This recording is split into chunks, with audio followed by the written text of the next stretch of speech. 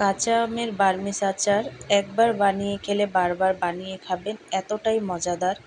আর আমি অনেক দিন ধরে ওয়েট করে আছি যে কাঁচা আম কবে বের হবে আর আমি এই আচারটি তৈরি করব। এতটাই টেস্টি। তো হাই গাইস, আসসালামু আলাইকুম, welcome back to my channel. কেমন আছো তোমরা সবাই? আশা করছি ভালো আছো। আল্লাহর রহমতে আমি অনেক ভালো আছি। তো গাইস, আজকে আমি তোমাদের সাথে শেয়ার করব খুবই মজাদার একটা রেসিপি, আর সেটা হচ্ছে কাঁচা আমের বার্মিজ আচার। আর এই আচারটা তৈরি করা খুব সহজ, তাই আজকে আমি এই আচারটি তৈরি করব খুবই সহজভাবে। তো ভিডিওটি ফার্স্ট থেকে লাস্ট পর্যন্ত দেখতে থাকো, আশা করছি ভালো লাগবে। আর ভালো লাগলে প্লিজ একটি লাইক আর একটি সাবস্ক্রাইব করে পাশে থাকবে। তো এখানে আমি আম নিয়ে নিছি পিস করে কেটে, আর ধুয়ে ফ্রেশ করে নিছি। তো এখানে আমি দিয়ে দিচ্ছি চিনি, আর হচ্ছে এখানে আমি অ্যাড করে দিচ্ছি সিরকা বা ভিনেগার, যে যেই নামেই চেনো না কেন। তো সেটা এখানে আমি অ্যাড করে দিচ্ছি। তো চিনি আর ভিনেগার দেওয়ার পরে কিন্তু আমগুলোকে খুব ভালো করে আমি মেখে তারপরে কিন্তু 1 ঘন্টার জন্য রেখে দেব। আর 1 ঘন্টার জন্য মেখে রেখে দিলে অনেকটা ভালো হয়। তো দেখো, আমি আমটাকে খুব ভালো করে মেখে তারপরে কিন্তু 1 ঘন্টার জন্য রেখে দিছি। তো এখানে অনেকগুলো পানি বের হয়েছে, আর এই পানি দিয়েই কিন্তু আমি এই আচারটাকে রান্না করব। তো দেখো, একটা হাঁড়িতে আমি আমগুলোকে দিয়ে দিছি, আর দিয়ে দেওয়ার পরে কিন্তু নেড়ে চেড়ে তারপরে কিন্তু আমি আমগুলোকে খুব ভালো করে রান্না করে নেব। তো দেখো, পানিটা কিন্তু অনেকটা শুকিয়ে গেছে। এই পর্যায়ে এসে এখানে আমি অ্যাড করে দিব সামান্য একটু লবণ আর মরিচের গুঁড়ো। তো লবণ আর মরিচ দেওয়ার পরে কিন্তু খুব ভালো করে নেড়ে চেড়ে নেব, আর মরিচটাকে মিক্স করে নেব। তো তোমরা চাইলে কিন্তু ঝালটা কমিয়ে বাড়িয়ে দিতে পারো, যে যেমন ঝাল খাও।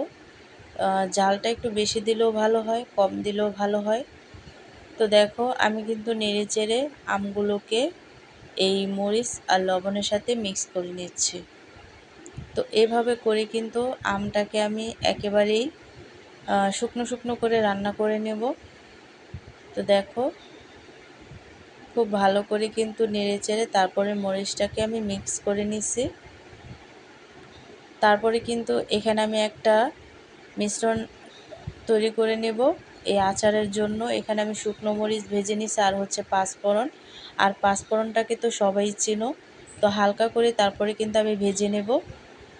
তো ভেজে নেওয়ার পরে কিন্তু গুঁড়ো করে তারপরে কিন্তু আমি আচারে অ্যাড করে দিচ্ছি। তো দেখো, আমি কিন্তু পাঁচফোড়ন গুঁড়ো করে নিছি, নেওয়ার পরে কিন্তু আচারে অ্যাড করে দিচ্ছি। আর এই পাঁচফোড়নটা দিলে কিন্তু আচারের স্বাদ এবং ফ্লেভারটা অনেকটাই ভালো আসে। তো দেখো, মশলাটা দেওয়ার পরে কিন্তু একটু নেড়ে চেড়ে তারপরে মিক্স করে নিতে হবে। তো এভাবে করে কিন্তু আচারটাকে আমি রান্না করে তারপরে কিন্তু আমি এখানে অ্যাড করে দিব শুকনো মরিচের গুঁড়োটা। তো দেখো, একেবারেই কিন্তু আমি আচারটাকে খুব ভালো করে রান্না করে নিছি, আর আমি কিন্তু শুকনো মরিচের গুঁড়োটা অ্যাড করে দিছি। তো পাঁচফোড়নটা দিলে স্বাদটা কিন্তু দ্বিগুণ বেড়ে যায়, আর খেতে অনেকটা টেস্টি লাগে। তো দেখো, রোদে দেওয়ার ঝামেলা ছাড়া কিন্তু আমি এই আচারটা তৈরি করছি। আর এই আচারটা কিন্তু 12 মাসেই খাওয়া যায়, মানে রোদে দেওয়ার ঝামেলা ছাড়াই কিন্তু তৈরি করা যায়। তো আজকের রেসিপিটা কেমন লাগছে অবশ্যই কিন্তু কমেন্টে জানাবে। তো অন্য কোনো রেসিপি নিয়ে তোমাদের মাঝে আবার চলে আসব। আর এমন টক ঝাল মিষ্টি আচার অবশ্যই বাসায় তৈরি করে খাবে। এখন যেহেতু কাঁচা আমের সিজন। তো আল্লাহ হাফেজ।